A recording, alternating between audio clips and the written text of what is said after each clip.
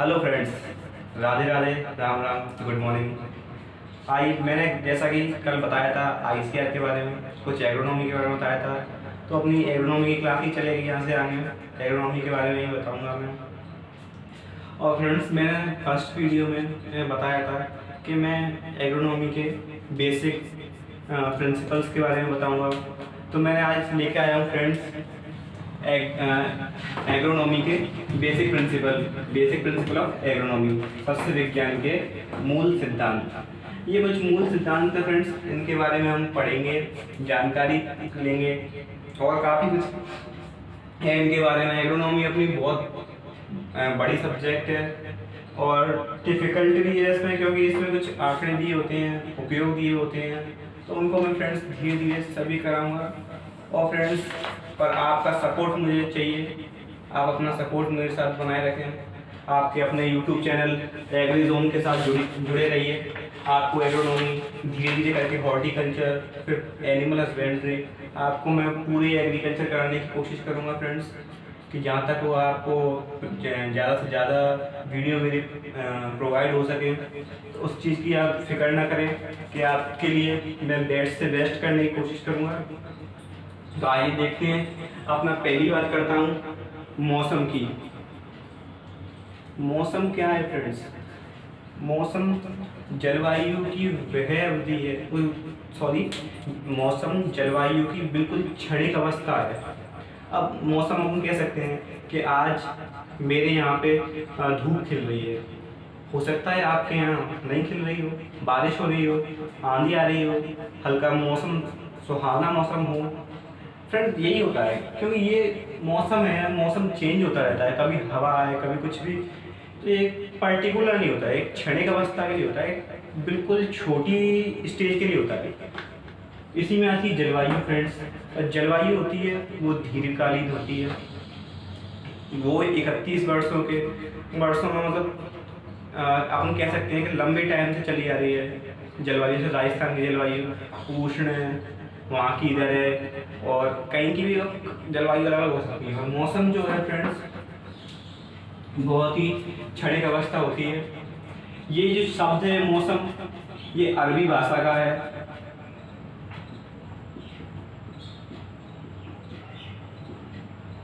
ज़्यादातर आपने पढ़े होंगे वो लैटिन भाषा के आती है, ग्रीक भाषा के आती है, पर इस बात के लिए आप याद रखना फ्रेंड्स, जो मौसम शब्द है वो अरबी भाषा का है। और मौसम विज्ञान यानी कि IMD, Indian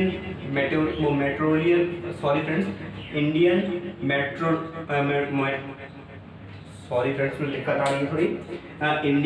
metrology IMD, Indian metrology department. इसके अंतर्गत मौसम की क्रियाएं देखी जाती हैं, मौसम किस तरह का है, जलवायु देखी जाती है। इसकी IMD की स्थापना फ्रेंड्स 1875 के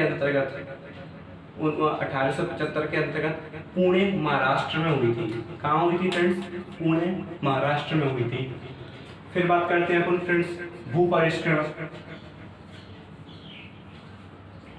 भूपरिष्करण क्या होता है? टीलेज, अपन इंग्लिश में बोलते हैं इसे कि टीलेज। क्या है टीलेज फ्रेंड्स? तो टीलेज यंत्रों का ऐसा उपयोग जिसमें से कि भूमि में अवांछनीय जो खरपतवार होते हैं उनको निकालने के लिए, भूमि में नमी बरकरार रखने के लिए, और जो कीट पतंग और उनसे कृषि फसल को बाधित करने वाले जो भी हानिकारक तत्व हैं उनको निकालने के लिए जिन यंत्रों का उपयोग करते हैं, जिन तकनीक का उपयोग करते हैं फ्रेंड्स, उसको अपन कहते हैं, क्या कहते हैं? टीलेज कहते हैं फ्रेंड्स। इसको हिंदी में भूपरिष्करण कहते हैं। फिर आती है फ्रेंड्स अपनी शुष्क खेती, ड्राई फार्मिंग। ड्राई फार्मिंग बोले तो फ्रेंड्स इसमें आपको मतलब बहुत ये उन जगह पे की जाती है जहाँ बारिश नहीं होती है। अपन से पता चल रहा है कि सूखी खेती, कि जहाँ सूखा हो, बिना सिंचाई के मतलब कम से कम पानी में फसल उगाने में मदद मिले, उसको शुष्क कहते हैं, शुष्क कृषि कहते हैं, ड्राई फार्मिंग कहते हैं, कम से कम पानी में फसल उगाने की ड्राई फार्मिंग कहते हैं। फिर आप बात करते हैं फ्रेंड्स भूमि उर्वरता एवं उर्वरक। अब आप पूछेंगे दोनों है तो एक ही, नहीं फ्रेंड्स, दोनों में बहुत डिफरेंट है। ये बात कर रहे हैं अपन भूमि उर्वरता, मृदा की क्षमता, कृषि में फसल में उगने वाले पौधों को वृद्धि के लिए मृदा उर्वरता की ज़रूरत होती है फ्रेंड्स। और उर्वरक वो होते हैं कि फसल में उर्वरक, ऐसे मान लो आप, मैं एग्जांपल के तौर पे आपसे बोलूं कि ये कोई सॉइल है, इस सॉइल में आप रासायनिक खाद दे रहे हो या फिर आप जैविक खाद दे रहे हो, गोबर की, केंचुए की, किसी भी तरह की खाद दे रहे हो, उस खाद को, रसायन को, सबको मिला के तो हो गया फ्रेंड्स उर्वरक। इसको क्या बोलेंगे? उर्वरक बोलेंगे फ्रेंड्स।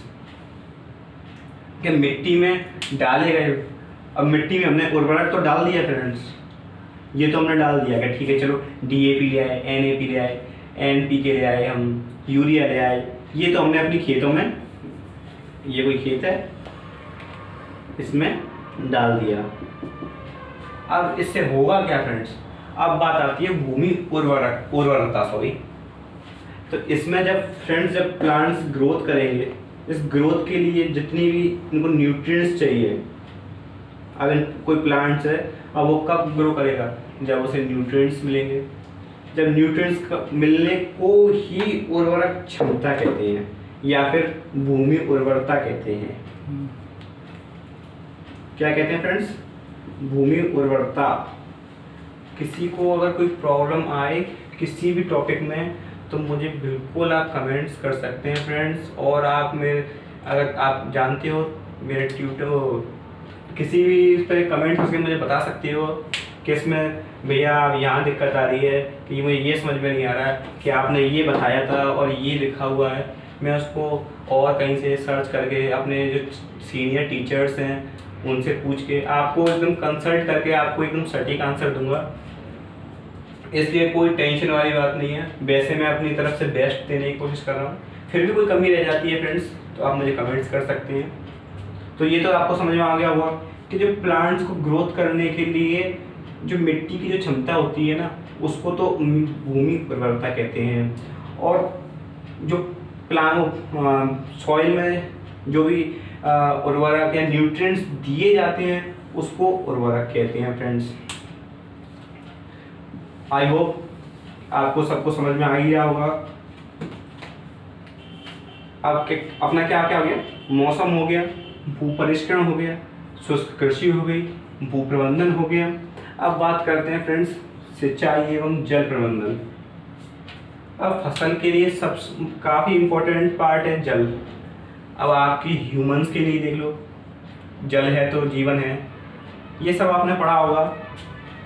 तो बिना सिंचाई के, बिना पानी के खेती तो हो नहीं सकती। हाँ, अपन कह सकते हैं कि कुछ कहेंगे कि शुष्क कृषि से हो सकती है जो, पर फ्रेंड्स इससे सारी फसलें थोड़ी हो सकती हैं। ये तो कुछ लवणीय है या सूखा सहन करने वाली कुछ ही फसल है, मैं बाद में आपको विस्तार में बताऊंगा, तो उन पे ही होता है लागू।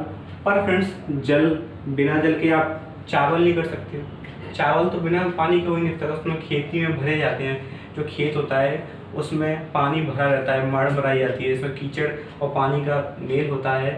मिट्टी को मतलब पानी भर दिया जाता है खेत को, उसमें ट्रैक्टरों से, हलों से, मतलब ऐसे उसको दलदल सा बना दिया जाता है। फिर उसमें पोत रोपड़ की जाती है, तब वो चावल की खेती होती है। वो समय आपको सारी फसलें कराऊंगा मैं धीरे धीरे करके फ्रेंड्स। तो उसके लिए सिंचाई ज़रूरत है। अब सिंचाई कैसे करें, सिंचाई प्रबंधन कैसे करें, इसकी मैनेजमेंट कैसे करें? अब काफ़ी जगह फ्रेंड्स बोरिंगों से हो रही है, कुओं से हो रही है। अब वहाँ से कुएं से पानी आ रहा है, कैसे आ रहा है? आप ये सोचें कैसे आ रहा है? आपने बोल दिया मेड़ बना दी, मेड़ में से पानी आ रहा है, पूरे खेत में पानी आ रहा है, तो इसमें फ्रेंड्स पानी लगता है ज़्यादा। तो सिंचाई की काफ़ी विधियाँ हैं, जैसे बूंद बूंद है, इसका खर्च आता है फ्रेंड्स। बूंद बूंद सिंचाई की जो विधि है उसका शुरुआत में खर्च आता है, पर इसके प्रॉफिट्स भी हैं। पानी की कम उपलब्धता होती है, पानी कम मतलब सीधे प्लांट्स को लगता है, ज़्यादा वेस्टेज नहीं होता है। क्योंकि देखो फ्रेंड्स, आप सभी को पता है कि ज़्यादा खेत में पानी भरा होगा तो वाष्पोत्सर्जन होगा, या तो ऊपर जाएगा वाष्प बन के, या फिर इधर उधर या पानी के अंडरग्राउंड चला जाएगा। पर फसल को जितनी ज़रूरत है आप उतना ही दोगे। तो पाइपलाइन है, बूंद बूंद है, बौछार विधि है, फुवारा विधि है, तो इसकी काफ़ी सारी विधियाँ हैं जो बताऊँगा आपको। सिंचाई की ये मेन चीज़ है कि हाँ, मेड़ बनाकर, आप उम्मीद करता हूँ समझ में आ गया होगा कि इसकी काफ़ी जो विधियाँ हैं, बूंद बूंद, ड्रिप इरिगेशन जिसे बोलते हैं, और फुहारा है, इन सब से अपन सिंचाई कर सकते हैं। फिर बात करते हैं फ्रेंड्स खरपतवार की। खरपतवार वह पौधे होते हैं जो अनचाही जगह पर अनचाही फसल में उगाते हैं। ये अवांछनीय पौधे होते हैं फ्रेंड्स, वह अवांछनीय पौधे जो वो आपकी फसल में कहीं पे भी उग सकते हैं। जैसे आपने अपने खेतों में देखा होगा, गेहूं के खेत में गेहूं सा है, बथुआ है, ये फ्रेंड्स क्या है, खरपतवार है। अब खरपतवार की भी काफ़ी रिलेटिव खरपतवार, कुछ नकलची खरपतवार होते हैं, कुछ मेडिसिन खरपतवार होते हैं, कुछ औषधीय जो होते हैं वो खरपतवार होते हैं। जैसे कि नकलची में आ जाएगा कि गेहूं में गेहूं सा, और मेडिसिन में आ जाएगा जैसे ग्वारबाटा है, और काफ़ी फ्रेंड्स बहुत कुछ है इसके। और इसका जो वीड अनुसंधान केंद्र है, खरपतवार अनुसंधान केंद्र जबलपुर MP में है। यहाँ पे फ्रेंड्स इसमें औषधियों के लिए कभी कभी उत्परिवर्तन के कारण, वेरिएशन के कारण फसल में उगाते हैं। इनके लिए कोई बीज नहीं डाला जाता, कोई पर्टिकुलर नहीं की जाती है। पर जब फ्रेंड्स जब कुछ उपयोगी हो जाए, ह्यूमन बॉडी के लिए उपयोगी हो जाता है, तो फ्रेंड्स उसके लिए फिर उगाया जाता है उसे, उसकी खेती की जाती है। तो काफ़ी कुछ है। पर फ्रेंड्स इस खेत से इसलिए इसको निकालते हैं क्योंकि ये एक तो न्यूट्रिएंट्स ज़्यादा लेता है। फसलों की फसल भूमि में जितने न्यूट्रिएंट्स हैं उसकी जो क्षमता है, उसकी ज़्यादा से ज़्यादा क्षमता खरपतवार ले लेते हैं, फसल को कम मिल पाता है। तो जब कम मिल पाएगा तो वो कुपोषित रह जाएगी, फसल अपनी अच्छी नहीं होगी। इसलिए हमें खरपतवारों को जड़ से ही खत्म कर देना चाहिए। स्थायी खेती की, स्थायी खेती क्या है? खेती में फ्रेंड्स टिकाऊ खेती, प्राकृतिक खेती भी बोलते हैं। इसमें न्यूट्रिएंट्स हैं वो काफी लंबे टाइम तक रहते हैं, जैविक कीटनाशकों का प्रयोग कम होता है फ्रेंड्स। फिर आप बात करते हैं अपन बीज गुणवत्ता के बोने का समय, बीज गुणवत्ता। अब फ्रेंड्स हम जब जैसा बीज काटते हैं, फिर तुम जैसा बोओगे वैसा काटोगे। ये आपने अपने बड़े लोगों से काफी बार सुना होगा, तो उसी फिर एक बीज जैसा होगा वैसी ही आपकी फसल होगी। तो बीज पे भी टैग होते हैं फ्रेंड्स, कुछ ब्रीड बीज होते हैं, कुछ प्रजनक बीज होते हैं। फिर आते हैं अपने जो खेत में करते हैं डायरेक्ट आधार बीज होते हैं, इन पे टैग लगे होते हैं। जो ब्रीडर होता है उसके पास गुलाबी टैग लगा होता है, प्रजनक के पास नीला आधार पे व्हाइट ये सब टैग लगे रहते हैं। इसकी गुणवत्ता, इसकी जो अब बीज अच्छा होगा तो जायज की बात है, फसल अच्छी होगी, जब फसल अच्छी होगी तो उत्पादन अच्छा मिलेगा, उत्पादन अच्छा मिलेगा तो किसान भी खुश होगा, आमदनी भी अच्छी होगी और भारत की जीडीपी में भी फर्क पड़ेगा। और फिर इसके अब अपन अच्छा बीज तो ले आए मार्केट से कि हाँ उसने बताया हमें कि कि बीज ये वाला बीज अच्छा है, कोई भी किसी निकाली जाती है तो इतने ICAR अनुसंधान केंद्र है, उसमें क्या होता है यही होता है कि नए नए बीजों को डेवलप किया जाता है अलग अलग वेराइटी के अनुसार, किया जाता है, अलग अलग वेराइटी के अनुसार हम कह सकते हैं कि कोई लवण सेंसिल है, फ्रेंड समझ रहे कि कोई लवण सेंसिल है, कोई ज्यादा ज़्यादा जल सेंसिल है, कोई कम लवण सेंसिल है, काफी कुछ है, कुछ सूखा सेंसिल है, कुछ खरपतवार को नियंत्रण करती है। है। बहुत सारी बीज बीज होते हैं फ्रेंड्स कुछ बीज ज्यादा प्रोडक्शन देते हैं, कुछ बीज कम, प्रोडक्शन देते हैं। तो इन सब हमें मिला के एक तो ये बीज आ है, गया। फिर इसकी फ्रेंड्स बोने का टाइम, सबसे मेन चीज आप अच्छा बीज तो क्या ले, है पर आपने ले एक वही जो आपकी आगे ऐसी पीछे ऐसी फसल तीन तरीके से बोई जाती है, एक तो आगे थी एक मध्यम और एक पीछे थी। आप अच्छा बीज ले क्या है पीछे थी में बो बो दिया, या उसके बाद बाद बोया।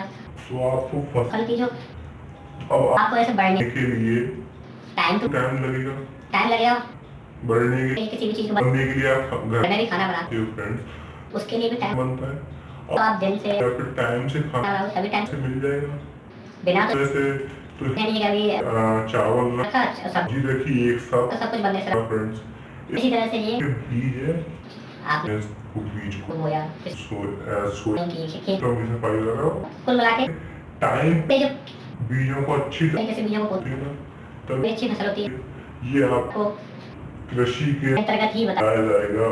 आपको अपना किसान बोलते हैं कि हम कभी भी कर सकते वो नो फ्रेंड्स हैं। जो वैज्ञानिक वैज्ञानिक तरीके से खेती की जाती है है उसमें ये नहीं होता, उसमें साफ कुछ टाइम टू टाइम होता है फ्रेंड्स, उसमें सब सब कुछ फिक्स होता है। कि कब पानी देना है, किस स्टेज पे पानी पानी देना है, कितने दिन बाद पानी देना देना, है, कौन सी फसल फसल उगानी है, या कौन कौन से बीज उगाने ये हैं। सारी फ्रेंड्स बात करते हैं बीज के उपचार में आ जाती आती है है।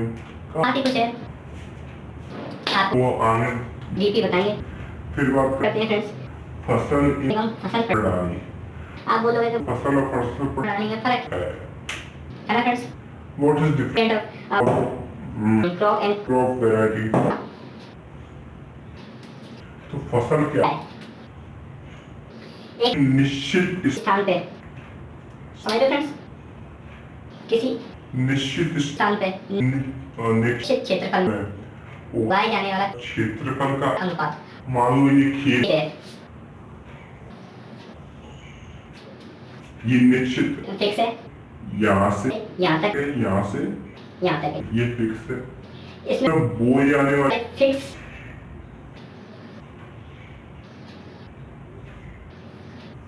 क्षेत्र क्षेत्रफल अब हमको पता है के ये 10 मीटर ये 10 सेंटीमीटर मान लो 10 सेंटीमीटर तो उसका क्षेत्रफल का है फिक्स है, कि ये इतनी है तो 10 सेंटीमीटर के अंदर ही आई है, यहाँ भी लंबाई भी इसकी 10 है चौड़ाई भी 10 है, तो ये फिक्स हो गया फ्रेंड्स। एक निश्चित क्षेत्र क्षेत्रफल में निश्चित समय ये है।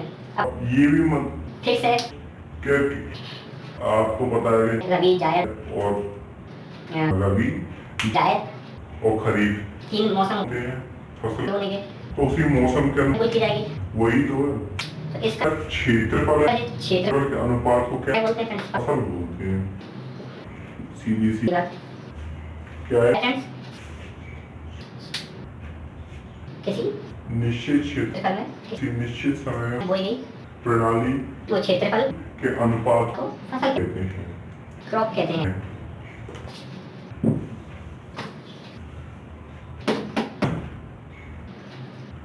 अब बात करते हैं फसल प्रणाली की।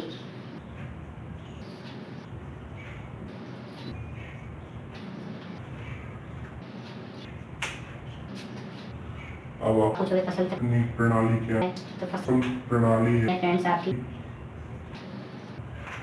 फसल कि भूमि में फसल फसल जो अपनी उसके भूमि या मृदा उपलब्ध उपलब्ध संसाधन संसाधन साधनों एवं तकनीकों के साथ संबंधित क्या है फ्रेंड्स क्या है फसल खेत और फसल की खेती भूमि भूमि में उपलब्ध संसाधनों संसाधनों एवं एवं तकनीकी के के साथ संबंध क्या कहलाता है करना फसल फसल प्रणाली कहलाती है। है। और बात करें कुछ समझ में नहीं आया फ्रेंड्स तो आप मुझे बता सकते हैं कुछ भी एग्रोनॉमी के अंदर आप मुझसे कोई भी क्वेश्चन पूछ सकते हैं। मैं आपको कोशिश करूंगा कि मैं आपके सारे आंसर दे सकूं। इसलिए फ्रेंड्स ज़्यादा से ज़्यादा ज़्यादा कमेंट करें और शेयर करें, फ्रेंड्स आपका मुझे सपोर्ट मिलेगा, तभी मैं कुछ आगे कर पाऊंगा। मैं मैं भी एक नया यूट्यूबर ही हूँ, नई वीडियो वीडियो बना रहा हूँ मैं आपके लिए वीडियो बना रहा हूँ फ्रेंड्स। जब मैं वीडियो बना रहा हूँ इतनी मैं मेहनत कर रहा हूँ तो आपसे बस थोड़ी सी एक रिक्वेस्ट है, क्या मुझे ज़्यादा से ज़्यादा सपोर्ट करें ज़्यादा से ज़्यादा अपने फ्रेंड्स में, ग्रुप्स में, WhatsApp group, Telegram groups in सभी में आप शेयर करोगे तो फ्रेंड्स मुझे तो मोटिवेशन मिलेगा। कि हाँ बंदे लाइक कर रहे हैं, बंदे ने कमेंट किया है, क्वेरीज आ रही है इतना क्लियर करूँगा। सब फ्रेंड्स। तो आज तो उम्मीद करता हूँ आपको जो एग्रोनॉमी के मूल सिद्धांत हैं ये टॉपिक एक जो है आपको बहुत अच्छी तरीके से समझ में आया होगा। मैं इन टॉपिक तो धीरे धीरे के फ्रेंड्स ड्यूटी बहुत पढ़ा जो आपके 11th 12th में बीएससी में और किसी भी कॉम्पिटिशन कंपटीशन में काफी काम देंगे फ्रेंड्स, ठीक है। और कोई अगर आज तो आप बता सकते हैं, ठीक friends okay, thank thank you.